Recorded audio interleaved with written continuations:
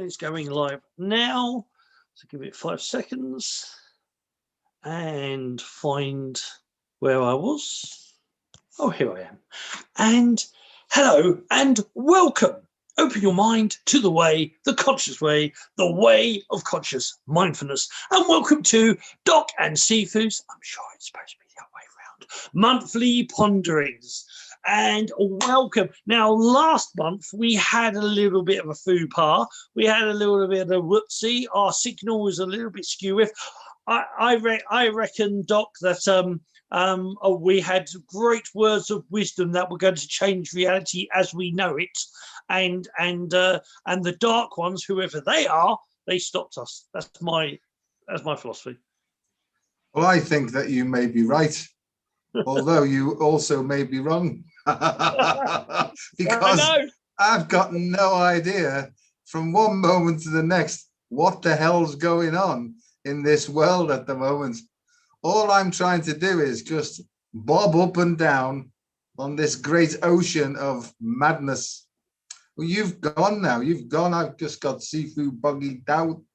Yeah, I'm still here. I'm doing my sharing the link bit. Don't worry, keep talking. I see.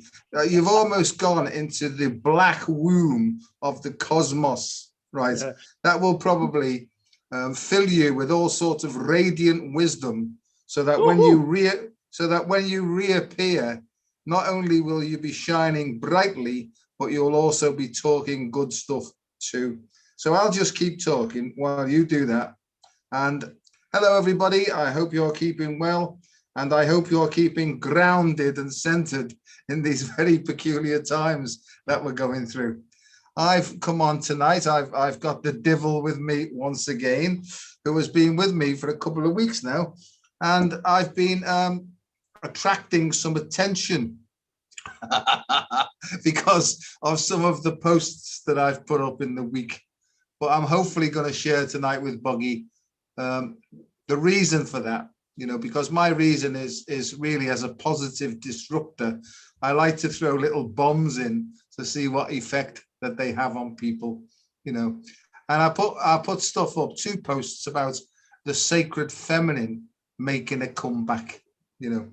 So that's what I'm going to hopefully talk about tonight, is the feminine and the masculine within all of us. How each human being is androgynous, meaning that within them they have both feminine and masculine characteristics. Now, I'm not saying female and male. I'm talking about feminine and masculine characteristics. And that's the point I was trying to get across, is that my feeling was, there we go again. My feeling was that the sacred feminine was created to do the washing up, to do the cooking and the ironing and the hoovering, the vacuum cleaning, you know, and the nurturing. Now, mind you, I'm saying feminine here, right?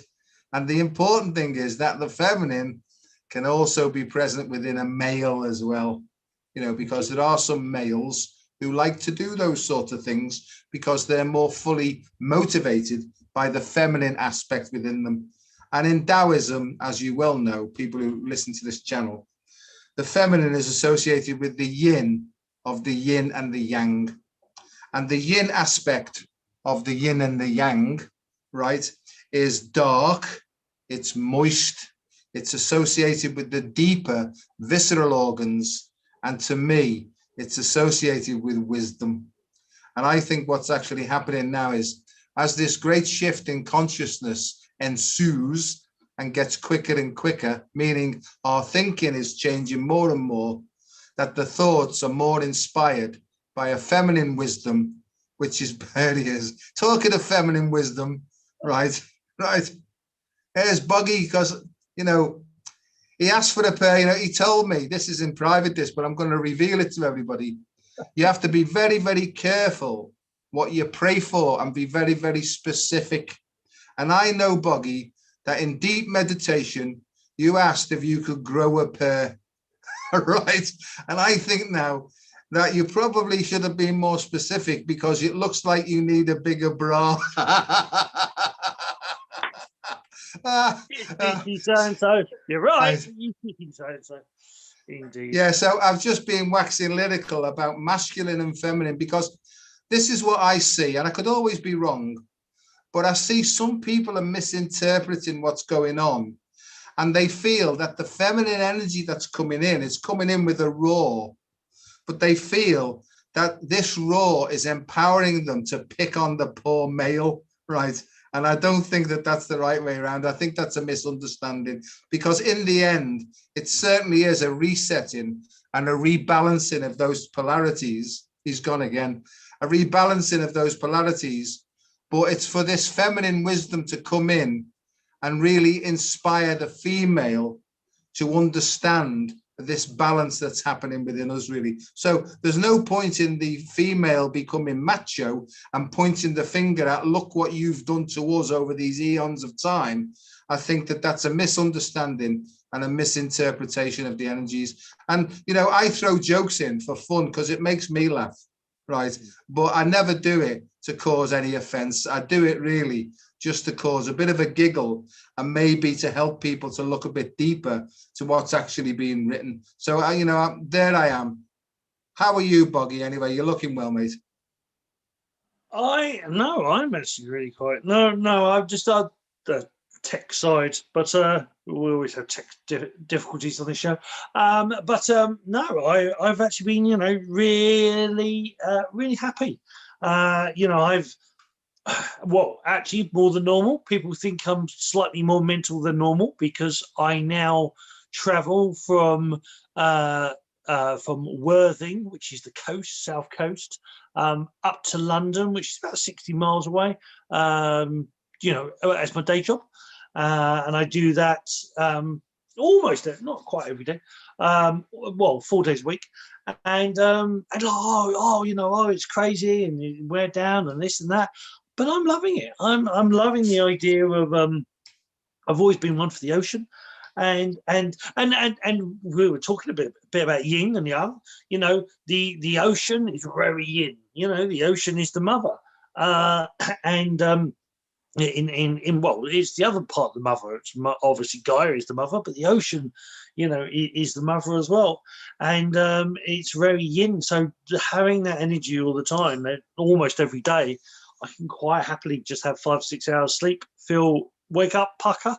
That's a British term, or is it a bogey term? It's a term, and go on and do my day. And yeah, I very much agree. You know, I've very been an advocate of that feminine and masculine are qualities, they are energies, and you have heard, you know, being the divine feminine means being a strong woman, being divine masculine means being a strong man. Actually, you know, or in actual fact, I mean, I haven't, you know, at the moment I'm on phase 2 of Boggy's secret plan, which is incorporate the sacred child within this information. You know, because it's very, very interesting how when we're children, children are wonderful and they're playful and they're so insightful, and there's so much wisdom there, and they see the beauty in everything, and then we spend the rest of their childhood years desperately trying to make them into adults, and you know, and they're desperate, and then we then spend all our adult life, well, I didn't because I never grew up, but I know a lot of people spend their adult life definitely, I wish I could go back to school, I wish this and wish that, and it's like, but well, you know, yes, that, you know, that as a child is gone, but nothing stops you being childlike, nothing stops you from seeing the wonder of the world, nothing stops you from, you know, playing and being authentic and just being who you are. And I honestly believe that as beings, you know, Hugh is just part of us. As beings, we are meant to be. We are meant to invoke the masculine, the feminine, and the child. I think, you know, I'm very tiptoey on this because I don't like talking about religions, but you go to all the religions, to Judaism, Christianity, in Muslim, they talk about the Trinity. They all talk about a Trinity, and that Trinity is that feminine, the masculine energy, and the child. That's why a lot of them talk about the family, the Trinity of the family is so strong. the family unit. Well, the family unit is also actually you. You are the man, the woman, and the child. You know, you're meant to be, or as we say, the masculine, the feminine, and the sacred child. You know, that energy and that trinity is it has its own symbol in Tai Chi. It's called the three ones, which is a bit like the Tai Chi symbol with two little fishes and a dot, but there's three little fishes and a dot. And that trinity is a very important, you know, a very important thing, mind, body, and spirit. You know, and you know, well, masculine, feminine, and the sacred child, and I think that's what's important. And yeah, I think at the moment people are still seeing things as separate. They're still saying, oh, you know, it's this and that. But as a being, you know, you're meant to have a nurturing side, a loving side. You're meant to have that grounding strength side, you know, which you could say is masculine, a general Quan in China, which is basically Archangel Metatron in the West. Yeah. Very strong figure, but doesn't go around destroying things. He's not hell bent on killing everybody. That divine masculine is about strength, about unity, about getting things started, and you know, making things work. But there's an interesting saying, which it has been, you know, nowadays is seen in a very negative light. But when you look at its origins, there's a saying, a woman's place is in the home. Well, originally, the woman's home was the city, and she ran the city. You go back to the old cultures, women run the cities. Men were adventurers or warriors, and they went out, and the women literally ran. I'm not talking about tidying up and cleaning. I'm talking about the accounts, the making sure things were done, making sure everything was maintained. So the divine feminine is about continuation. Divine feminine is about maintaining things, nurturing things, loving things. And, you know, so in an idea, in manifestation, in Taoist, the Taoist thoughts of manifestation, it's the yang, it's the masculine that creates that idea. It's the feminine that maintains that idea, and it's the sacred child that keeps the enthusiasm in that idea so it never grows stale and falls apart. But hey, what do I know? Over to you, Don. Fantastic. You don't have to go on, by the way, but I agree with you. I agree entirely. I only talked the other evening with Kirsty Elizabeth about Metatron being the masculine, really. And what I've understood is, in my field of study, neuroscience, the masculine is represented by the sympathetic nervous system, which is basically the accelerator, and that's the one, it's called the agent. It goes out and does the work, right? And in biology as well, it's called the ergotropic. That means get the work done. It doesn't mean to say that the feminine doesn't do any work, but the feminine, right, is behind the masculine, right, because she can see much more clearly what's going on. And then she's the observer, right? She can send information then to the masculine to get the work done. So he then trusts her and trusts her wisdom then to go out, right, and do what she's almost directing him to do, right? And I believe this wholeheartedly. And I think what's happening now is the new energy that's coming in is clearing the old obstructions where, if you like, the feminine has been choked down, right, for various reasons. But now she's finding her voice again. That's why most men listening to this, their ears will be ringing. Don't start, Joe. Take that back. Edit that, please. But what I'm saying is, in neuroscience, the first response comes from the yin side, which is called the parasympathetic nervous system, right? And that's associated with what's called the vagus nerve. Now, there's some people who will be listening to this will understand this, but that's part of something called the polyvagal system. And they talk about a triune brain, so a 3-in-1 brain. So there's the Holy Trinity, there's that combination. And I see it, it's like a spiral dynamic, and that goes on and evolves. And that's how I feel, unrestricted, unrestrained, and not contained. That's how I think that we're going to be going forward very, very rapidly, all of us in the future. What do you think about that then? I agree. I agree totally, which makes a change when it comes to you. No, I'm jesting. But I think I said this last time. But the Vegas nerve, in that Viva Las Vegas nerve. Shut up, Boggy. Okay. Yeah. Hand on head. Oh, it's all right. Boggy has left the building. So has Elvis. Yeah. What was the other thing? Oh yeah, agent. It's funny you should say agent. I grew up with my mum's phone number ending with 007. I always thought I thought my mum was Q or M or one of those two, you know. But anyway. Scaramanga, maybe. No, yeah, so yeah. You'll be Scaramanga, no doubt. Is he the one that had an extra nipple? Yeah, he had the 3 nipples, didn't he, Scaramanga? I haven't got a capture stroke. I almost said something else. I haven't got a capture stroke. I got Mr. Bonds. We've been expecting you. But anyway, how can you expect anybody listening to this to take any decent information from it? On that note, my feeling is that the way we're going to overcome this by maintaining our vitality and enthusiasm is through an open and flowing light-heartedness. Because it's a very serious business, this. But if we take it too seriously, we're likely to contract and therefore become constrained and not be able to think properly. Because as you know, Buggy, fear blocks. It blocks wisdom coming through, and it puts us on the defensive, the fight or flight response. And in order to neutralize the fight or flight response, once again, the sacred feminine comes in a nurturing and nutritive capacity. There's some big words coming out here, so no. I must be being fed these from behind the scenes, you know what I mean?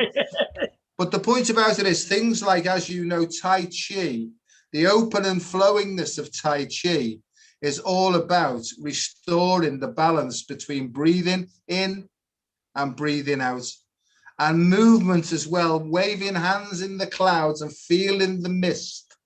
That brings in the emotional component as well, and also the movements, because the movement's necessary because it keeps and de-obstructs any obstructions that are there so that we can keep this vitality going. Now, I know that you teach this with Qigong and Tai Chi and stuff. I do myself using different words. But I think with everything that's going on in the world and all the confusion, I know it's difficult, but a light heart, not stupidity, a light heart will help people to be able to see much further and much more clearly and have many more options to choose to navigate them through all this stuff that's going on. So there's a bit of sort of seriously light-hearted stuff there.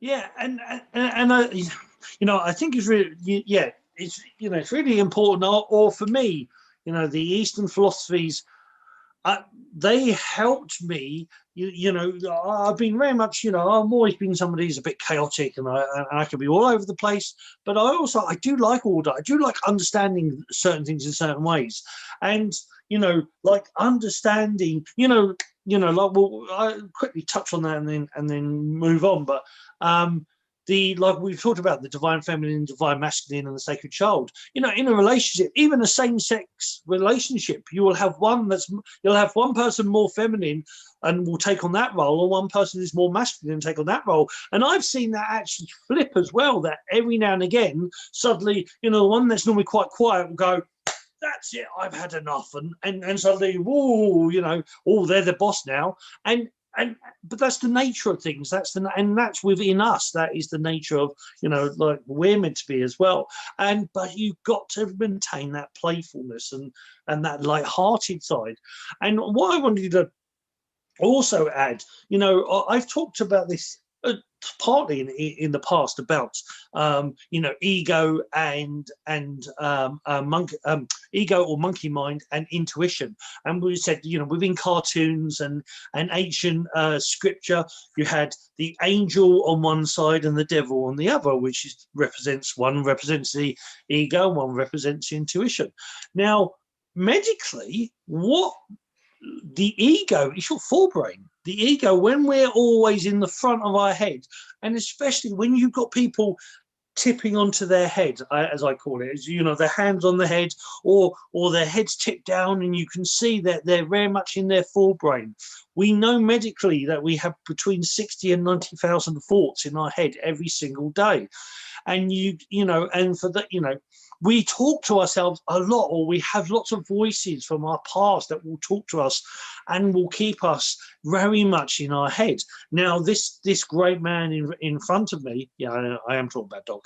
This great man in front of me, he's a great advocate, and I am in a slightly different way, but a great advocate of having your hands on your heart and bringing back your heart, because that's where your intuition is. Your intuition is in your heart. They even know that there are brain cells within the heart. The heart actually contains brain cells, so it can actually store thoughts or emotions, feelings. They also know there's a bioelectric field, which the ancients called the Torah field, that comes from the heart.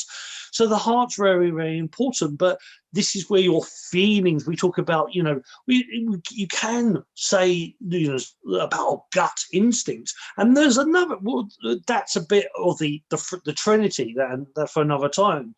But the heart is your intuition. The heart is the yin to the yang of your head, the yang of the ego. And, so so when Doc and when myself, we talk about this, breathing, hands on the heart, breathing, or feeling from the heart and communicating with your heart. It's just come to me recently again that, that's, really talk about that. Really, as kids, we talk to ourselves all the time, and we were told off for talking to ourselves. We were told off, and having imaginary friends, we were told off for doing that as well. Or people will think you're crazy. And I always laugh on that one, because you tell children off for talking to imaginary friends, then you talk to a psychic that's talking to your Aunt Bessie, and never makes sense. But our intuition and the voices in our head are there for a reason. But when you tune into your heart and you talk to yourself like you talk to anybody, and this is a problem, we don't talk to ourselves in a loving way. A lot of people will talk to other people, but no, I can't talk to myself, or I can't, I'm crazy, and that's a bad thing. Or they break themselves. They get that voice, oh, Boggy, you're an idiot. Oh, Boggy, you've done this wrong. And all you give yourself is negative attitude. We have to reverse that. We have to change that, where listening to your heart is about also giving yourself that love, giving yourself that attention, that divine feminine, nurturing your own self. That will help everybody else. But hey, over to you, Doc. Yeah, brilliant. I agree entirely. I think the heart is the yin. It's again the vagus nerve. It's the parasympathetic nervous system. There's a technical term called trophotropic, and that's the opposite of the fight or flight response. And trophotropic means to nurture, and that's the job of the sacred feminine. It nurtures and then sends information through. It's not reactive, right? It's actually active and gentle. And I think that's, it's a magnetic energy we have from the head down, if you like, from the sun down is electric, from the earth up is magnetic.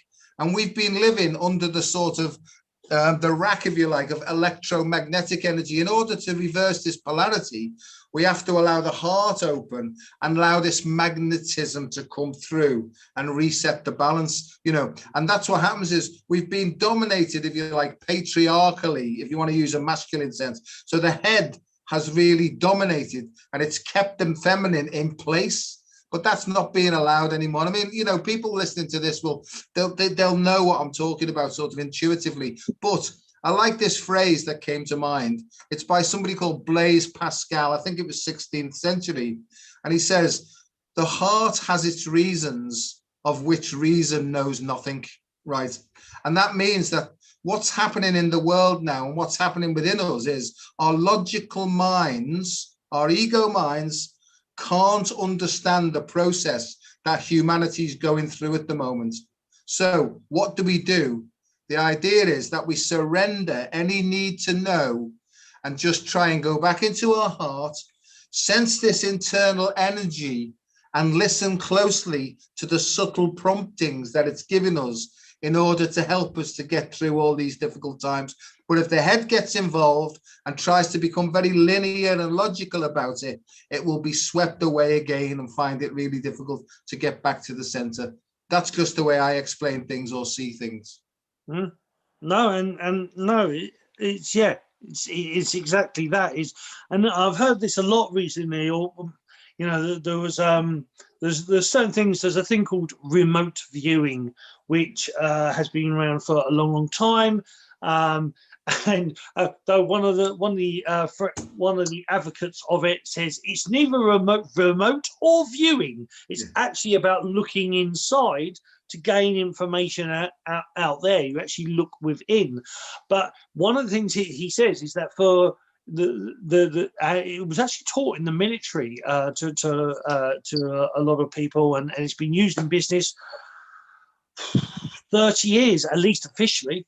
And it was actually released by Alphabet Agency about 25 years ago, which then allowed it to go in public. But the reason I bring it up is because one of the biggest things is they say in that it's not about using logic, it's about using your instincts, it's about feeling, it's about allowing yourself to go with what you feel rather than having to think, because the brain will always it's that simple thing of or I've said this before in Taoist philosophy, the simple thing, the brain, you talk about doing something and you'll come up with 20,000 different reasons why you probably shouldn't do it, or this, that, the other, and they would say go to your heart. In Taoism they talk about going to your heart.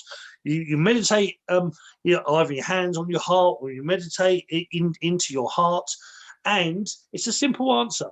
If you think of that out, you think of what is the outcome if I do this, and if you feel expansive and feel happy, then that's a yes. If it feels slightly contracting and heavy, then that's a no. And it doesn't have to have 20,000 reasons. It doesn't have to have all this, logic. And Yoda said it even simpler than that. Yoda would say, "Don't try, do." Yeah. And it's the doing, the doing that is the most important. And it's interesting. When I was a close protection officer, I did sometimes have to go to work with diplomats and a little bit like politicians, and you see them talking, arguing, shouting, and at the end of what actually gets done, it could, if it gets done at all, it takes hours for them just to rather than just do something and go right, we'll react to the doing. There's too much talking, and our society has very much got into this. We're all about talking about something or who's to blame, and it doesn't matter about the blame anymore. It's a matter about action. You need action, not reaction, which you already stated. And it's that idea of doing things. That's what needs to be done. We need to start going from the heart more. I will always talk about going from that trinity of the heart, the Qi, the Jing, and the Shen, which is physical vitality or physical action, emotional action or feeling, and then spiritual or that sacred child energy. And they're in the three dantians, which are like energy cells of the body, but those three things will get things done, will help you do, because there's an action, there has to be a feeling behind that action, and there has to be an ideal concept behind that action. And it's time to move forward. It's time to get things done. And I think why we're in so much turmoil I mean, so there's things are all over the place at the moment, and people are living so much in fear because they're too much in their heads. It's been too divine masculine, or just not divine masculine, too masculine, not even divine, because Yeah. there is a divine, there's a divine and there's an undivine, or there's a raw or cultivated, and it's not even cultivated. It's not cultivated at all. But it's too much of this masculine energy, but too much of thinking and worrying and focusing on the negatives. We got to do stuff. I mean, I was always focused on the positive, but it's action that is needed. And then from the divine feminine side of then continuing that action, allowing that action to continue. We've got to stop worrying or fearing and doing nothing. And we've got to actually move forward and do something. But hey, what do I know? See, again, it takes me back to the nervous system and these two components. And what actually happens is when an event arises, if it's an event that's it seems to be a threat to the ego, what actually happens is it's the feminine that reacts first, because the feminine is the brake, and the brake comes off.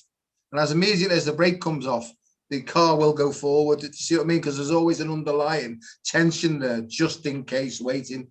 But it then takes, for the accelerator to go on, it takes between 10 and 12 seconds for that to happen, you see. So it must be to do with the feminine side. So that's what I'm saying before, is the feminine is quicker, right? It responds quicker, right? But it takes a while then for the masculine, who's lumbering behind, waiting for instructions, you see. So there's all sorts of physiological counterparts to what we're talking about here. But something else that you said as well is that I think emotional turmoil can be seen in a positive sense, as all the old stuff is now being washed up to the surface. But if you get embroiled in the chaos of it all, you've missed the point again. So that's what mindfulness practice is. That's what Tai Chi is. That's what mindful breathing is. It's to create more space, right, and disengage from the emotional reactivity. Because what happens is, if there's no space for thought, we're just running on instinct all the time. See something, react, see something, react. You know, there's no time, excuse me, for the second thought to come in and to say, hang on a second, do I need to really take action on this? And most of the time, the things that seem to threaten us aren't threatening. You know, if you open up your email and there's 100 emails, right, it might be, oh my God, look what I've got to do. But if you get a reaction and you get a cob on as a consequence of it, then once again, you've missed the point.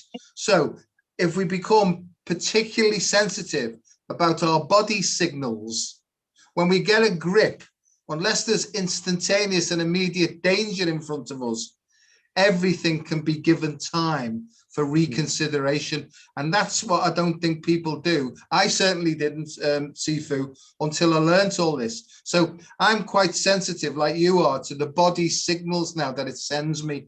And if I get a grip anywhere in my body, tend to go backwards now and say, what is this about here? Show me. And then normally I'll get a picture or some sort of inspiration, and I'll get an understanding of it. And then I can make a conscious choice then. And I think this expansion of consciousness is coming through. I like to say it's expansion of conscientiousness as well, because I think there's also that people are less conscientious these days because they don't have enough time to be sensitive to the needs and the requirements of other people as well. I think we've lost that social sensitivity. I mean, especially on motorways now, people are just driving like, you know, especially if they've got white vans, right? But people seem to be becoming more angry, more impatient, more rude, more reactive, you know. And as I say, I think it's just because they don't understand what it means to be mindful. It's more or less mindless activity that's just repeating that cycle that you talked about when you were a CPO and stuff. Because to me, generally speaking, politicians are just like two heads on sticks, just waffling with each other, and nothing's ever getting done, you know. Yeah. So there's my little take on the subject. Yeah, and yeah, it was two things for me there. I mean, like one is, you know, I gave up driving about 8 years ago, and I gave the reason. Well, it was logical to me. But the reason I actually gave up driving was where I lived back in London. My daughter lives where I live now, Worthing, and and I actually at the time I actually was going out with somebody in a place called Hurst Green, which is Hastings, which is totally the other direction, and it worked out. The logic was, well, it costs this much in fuel, and it costs half as much to go by train, and I get less stressed, and I can go to sleep, and which going to sleep while driving is not a good thing, I know. So the whole idea was, is that I went by train, started going by train, and people say, oh, you should get a car, and should get a car, and so I've been in the car with people. It's manic out there. Everybody's freaking mad. They call me mad. Have you seen out there on the motorway? Why would I put myself in those situations? And I think, I mean, and it's interesting sort of things of like, I don't drive. I don't really watch TV. There's one or two things I've got, like Disney Channel 4 and there's I like The Mandalorian. There's one or two things I do watch, but I don't watch TV. And people, is it because of the conspiracy theories? No, it's because it wasn't making me happy. Basically, it has got nothing to do with with aliens or Boris Karloff or anybody else. It was quite simply that when like TV with me, I mean, I'm known for like qigong, and I can stand there for 2 hours doing standing position or tai chi, but TV I find very hypnotic. TV, I find myself just staring at the thing, and I don't even know what I'm watching. And I when I finally realised, and at the end of a relationship, I spent hours and hours on freaking computer games, but always drained, or always needed more qigong to make myself feel less tired. So I gave them up, and I feel a lot better. And it was about the feeling. It wasn't about the, this, or this. It was literally, that doesn't make me feel as good as not doing it, so I won't do it. And, I find it interesting that, there's a lot of stuff. It's like, why'd you do that? Because it feels better. What do you mean it feels better? Because it feels, and people are not connected to that feeling stuff, not what feels good to you. Do the thing, that whole idea, that thing of like, do what brings you passion. Do the things that find you passion. And people say, but I got to pay bills, and I got to do this, and I got to do that, and I got to do, and they're putting all this logic, they're putting all the, all this with forebrain stuff. And the thing you said that sort of triggered all this in my head about stepping back. And there's this wonderful thing in Taoism called lean back. And lean back is both physical and metaphorical. Lean back on the physical side, lean back literally means if you're in like a standing position, and your foot's flat on the floor, and your toes, the ball of foot is on the ground, and your toes are relaxed but wiggle, and you want to, not from your back, from the whole body, so from the heels upwards, lean the whole body back, almost like if you were slightly tipsy and you're leaning back onto a wall, and you lean back until almost the ball of your foot almost comes off the ground, not totally, but you're almost on the edge of falling backwards. And this lean back, what it does, it actually affects the whole body. It actually draws the energy and draws blood circulation all the way back into the spine, so the central nervous system. It actually also pulls you out of the forebrain into the more central, so more the pineal gland or the center of the brain. And the metaphor is that this lean back is almost like, instead of being right next to the TV screen, you're now sitting, a good distance back, and there's a bit more time. It's almost like your eyes become caves, become holes in a cave, and you're looking through the darkness of the cave into the world. And what it does, it allows you a little bit more time. It allows you that little bit more moment perspective. And it's a little bit like if somebody's, in front of you and they're in your face, you lean back a little bit, you just have a little bit more time to react, a little bit more time, both physically, if they was to hit you, but also emotionally and spiritually. And this lean back philosophy is about, like, taking that couple of steps back, slowing down, allowing yourself out of that forebrain, the ego, drawing yourself back to in the back of the head or into the heart, even better, back to the heart philosophy, but leaning back.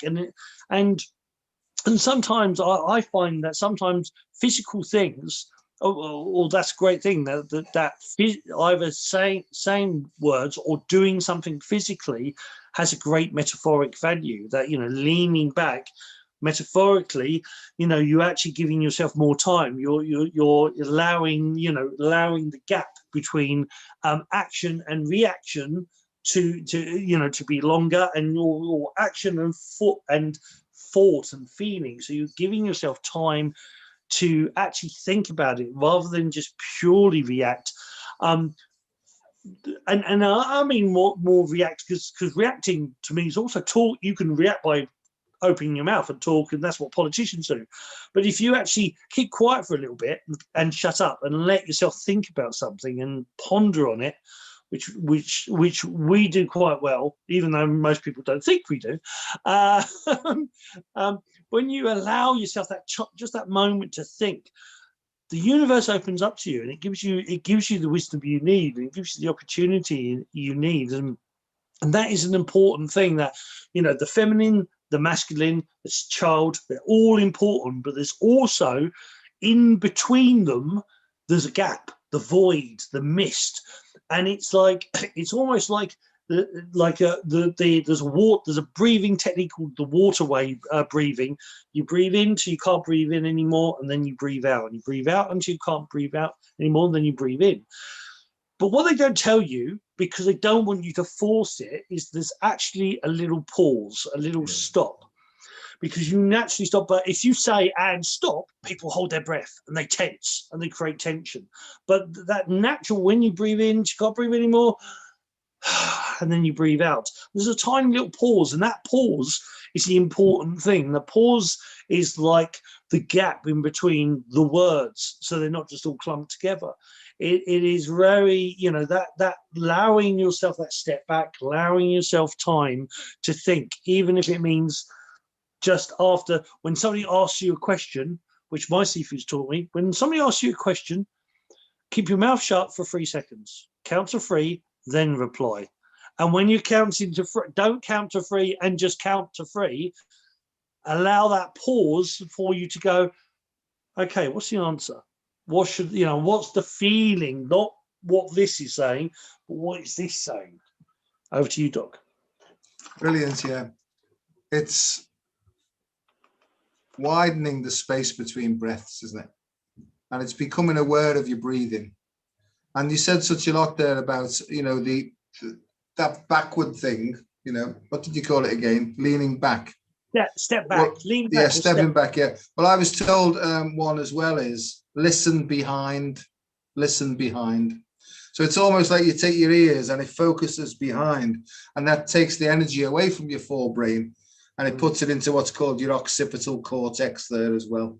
And as well, combined then with the breathing technique and the mindful breathing, because I teach about 6 breaths per minute. So people normally breathe about 12 to 15 breaths per minute at rest. That's in this modern day and age. So what I do is I help them with the use of a heart rate monitor, and I show them how their breathing affects the way their heart works and stuff. So try and bring them down to 12 breaths per minute. And when they can do that comfortably, right, then we'll bring them down then to 9 breaths per minute. Now, just changing 3 breaths per minute is really, really difficult if you've been used to more rapid breathing, because it's so intricately and intimately connected with your emotional state. Now, you'll know that in pranayama or pranayama in Hindu philosophy and yoga, nostril breathing and alternate nostril breathing, just learning to do that technique, it causes people to become all anxious and frustrated, right? Because they're not used to at all slow, deep breathing. Because the way we breathe affects the way that our emotions work. And our emotions are the underlying activities, if you like, of how our feelings emerge. So all those things, emotions means energy for action. And then the feelings are the emergence into our consciousness of what's going on below the surface. But to try and understand, and the other thing as well is left nostril stimulates the female or the feminine side, and right nostril. So one's a moon breath and one's a sun breath as well. There's so many different things here, you know, but in the simple terms is, Buddha said it, just become aware of your breathing. Because whatever's going out there and whatever you pay attention to, whether it be visual, auditory, a touch, a sight, a sound, a smell, anything at all will impact upon the way you perceive and process information that will impact upon the way that you breathe. So if you're always aware of your breathing and you can feel it changing, then you've got much more chance then of being able to regulate your emotional state, you know. So there's loads and loads and loads of stuff. I mean, I never knew any of this. I didn't have a clue, you know. I took medications for years, mostly in the form of whiskey, but I took loads of whiskey, anything at all that would anesthetize me from these disturbed feelings. And it's over the years and through martial arts instructors and yoga instructors and all these sorts of things, they've taught me how all these systems are connected. I just want to go back to the masculine and feminine thing as well, and the 7 endocrine glands as well. Because in my studies in medicine and neuroscience, I've understood the relationship between the 7 chakras, right? And most modern medicine's not into this just yet, but it's getting better at energy centers. So the 7 chakras and the 7 major autonomic nerve plexuses. Now, a plexus is simply a connection point of all the wires, you know. So the 7 major plexi, right, which are connected to the 7 major endocrine glands. Now, what I've learned is through Eastern and Western philosophy is each one of those organs has a balance between masculine and feminine. In some people, they've got more masculine in their root chakra, so they're able to stand up for themselves more. If they've got more feminine, they draw back more, you see. So there's all these. Now, we're all born with different specifications in those 7 major glands, you know. So some people might have an overactive thyroid, right? And some people might have an underactive thyroid, right? We can change all these, not by focusing on them, but by letting go completely. And when we let go completely, underneath all this, and I really feel that this is important, if we totally surrender and physically relax at depth through meditation and mindfulness, then there's a blueprint, there's an original perfect blueprint of our souls that underlies this. Then we'll receive the vibrations from those 7 chakras, everything will be reset, and then we'll be free then to go and take action on our soul's purpose. I've got no idea where all that came from, but it seems important. But the point about it is not to allow our logical ego mind to try and understand what's going on, because that will jump in and try and interfere then. What we need to do is surrender absolutely. That means to spirit, to cosmos, to source.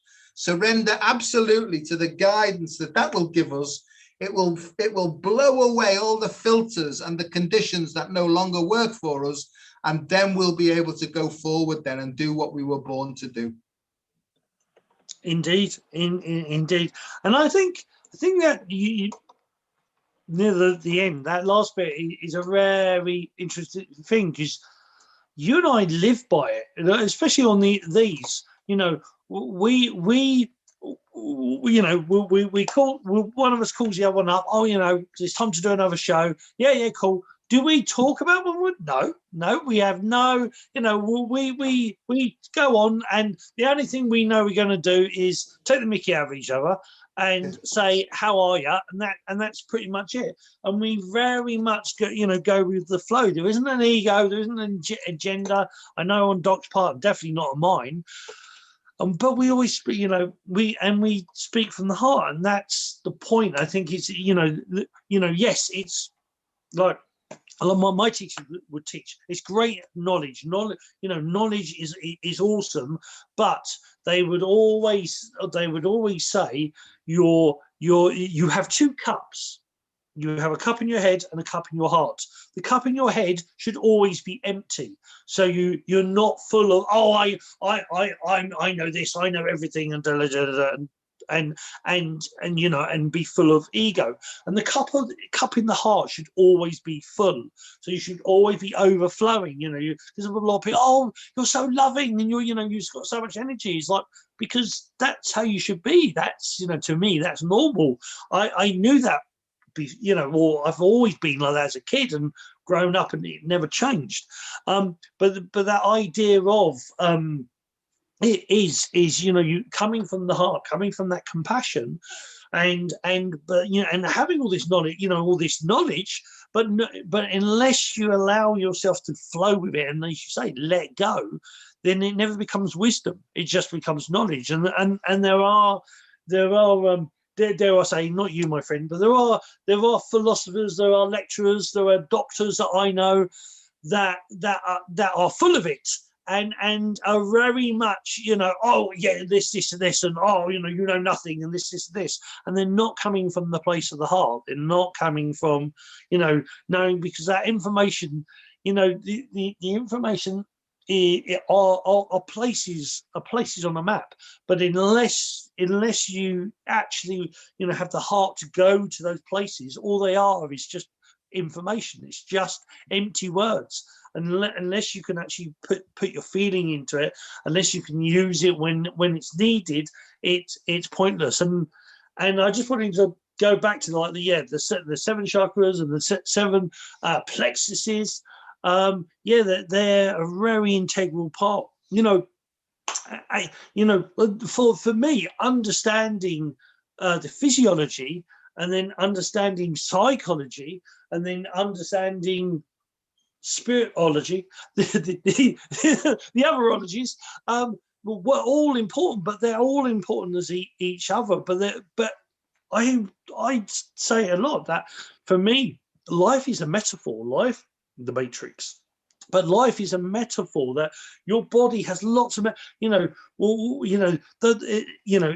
heart, the heart is just a pumping thing. It pumps blood around the body, but it's got brain cells. It's got intelligence. There is intelligence there. And when you're happy, it affects the heart. When you're sad, it affects the heart. It affects the energy that the heart produces. So there is far more connections. And there's an interesting thing in the East, and they talk about the 5 elements, and the 5 elements have there's a sound for every element, there's a season for every element, but there's also 2 organs. There's a yin and a yang organ. So 10 of your organs are actually within the 5 elemental system. Yeah. So you have a feminine and a masculine, the large and the small. You have that counter, and it's that whole idea is that within, well, for me, it's all about balance, and it's that fact that balance is not a flat straight line. We see in the West, we talk about balance, we talk about a set of still scales. Balance is, nothing's moving, it's set. In the East, balance is always a wave. There's always a yin and a yang. There's always one to the other. There's always a complementary, and those 2 work therefore in harmony. So it's not about being dead straight. It's about a balance between the 2, and your body. One of the Dragon Dog Shamans, which is one of the shamanic versions in Taoism, they would always say, and for doctors say it as well, is that it's very, very simple. Understanding your body is very, very simple. If you're ill, your energy is blocked. Flow your energy, you won't be ill. Yeah. And whether that's physical illness, emotional illness, or even spiritual illness, if there is an imbalance there, your unbalance is because energy is not flowing. make energy flow. And there's that big thing of, oh, you know, you sit there on the couch and I don't feel great today. I don't. Go and do something. Even, you know, go and run like the Doc. Go and roller skate or ride a bike like me. Go and jump out of an airplane. But doing something will get energies moving. And a lot of people over the last 30 odd years of me healing people, one of the biggest things is like, oh, I give them a massage. Oh, I feel brilliant. Yeah, because I'm moving your body. I'm moving your muscles. I'm moving the tendons. I'm moving the organs, and they're saying thank you. They're, you know, and you pop and burp and all that, but it's because you need to release stuff, and it's movement that's really important. Let go and go with the flow is a very, you know, it's a very subtle saying, and very normally, like, you know, in Taoism, sort of almost, you know, ignored. But let go and go with the flow. The flow is get your body moving and get things moving, and let go of the shite you no longer need. Let go of that tension, let go of the worry, let go of the fear and the panic, all the anger and the resentment. Let it go and flow forwards. But hey, let go and go with the flow. But hey, what do I know? Breathe in the light, let go the shite. Right. That's my new mantra, right? And yeah, you know, I I probably wouldn't say that in a professional circumstance, you know, but most people understand that as you allow the light in and you just wait for that space between breaths, it almost gets collected into a central point, and then you can breathe it out then and give it back to be reconfigured in the universe and stuff like that. But I agree. And something else I've learned as well is the more that you get to understand time and energy, you know, it's when you're sensitive to the energy that's flowing in your body, right? When you're tired, you can feel depressed, because tiredness and depression go together. But anxiety is normally when there's too much energy that's accumulated in the head, because that's where anxiety comes in. A tightening of the throat muscles, angustia Latin, means tightening or narrowing of the throat, right? So for anxiety, you can't really meditate your way out of anxiety. It makes things worse. You need to move your way out of that. But I would say that if you're de-energized, you need to rest, recuperate, and recover then. Right. So the more that you get to know about this balance or imbalance of energy, the more tools you get in your armamentarium, whatever that means. Right. And the more you can apply these things, you know. So I agree with you. And my life is generally quite simple now. I do what I feel now, because I know that my feelings are coming from a deeper part of me. They're not generally ego driven anymore. They're generally emerging from me. So I can almost be truthful with my feelings. And if I feel like I want to do something, I do it. And if I feel like I don't, I say, no, I don't want to do that. So I've become much more honest about things as well now. And people generally, Sifu, know that they'll ask me something and they'll get a straight answer. It will be from my soul's perspective.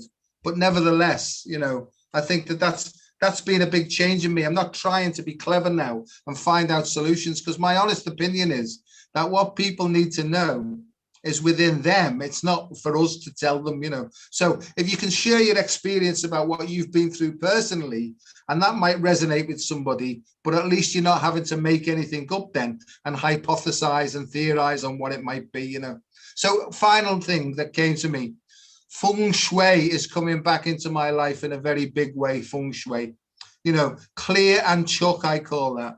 And what's happening is all the stuff I've accumulated over the years, like thousands of research papers, they're just not even being looked at, you know. And they say, if you haven't looked at anything for 3 months, then just get shut of it, you know. And that's what I'm doing now. It takes a bit of bravery, you know. So I'm saying, give me the courage to let go of this. But every time I do it, I have a sort of pang of, oh God, I hope that's okay. And then the next morning, I feel completely freer, you know. So that's the process I'm going through at the moment, is unburdening myself from stuff from the past, mostly in my garage, you know. Yeah, I've actually, well, as you know, I moved, and I went from, you know, well, 10 years ago, I was you know, I had a 5-bedroom house, shared a 5-bedroom house with my partner, and when I went into like it was a double, well, living room, dining room place. I had most of that like shrunk down there, and then when I moved here, I'm in a smaller place even still.